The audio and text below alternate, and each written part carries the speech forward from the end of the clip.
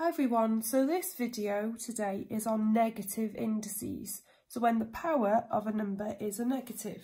And what we have to remember when we're doing these is the reciprocal of a number. So I'm going to do a quick example of what a reciprocal is over here.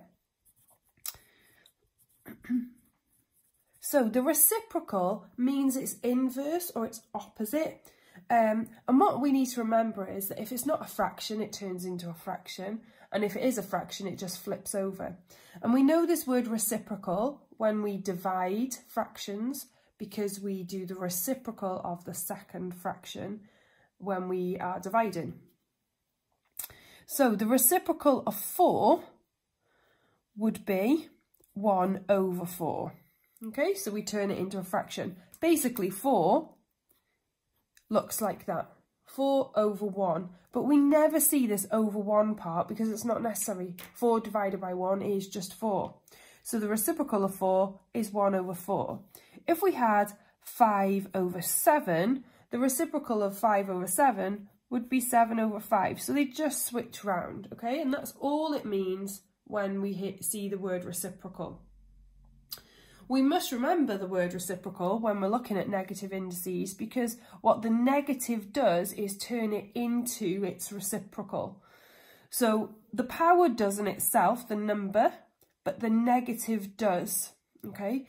So for example, on this first one, the negative turns it into its reciprocal, so it becomes 1 over 8, and then this squared stays with the fraction then.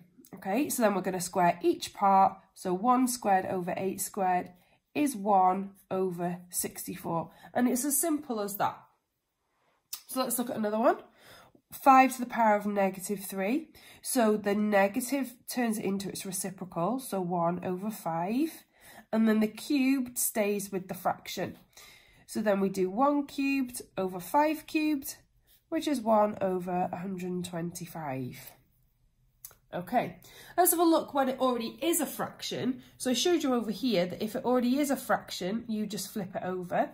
So the negative makes the fraction flip, so it becomes 4 over 1 squared. Now we know that this doesn't mean anything, so I'm not going to write it in the next part. I'm just going to cross it out. Okay, so it becomes 4 squared, which is 16. Okay, the last one then.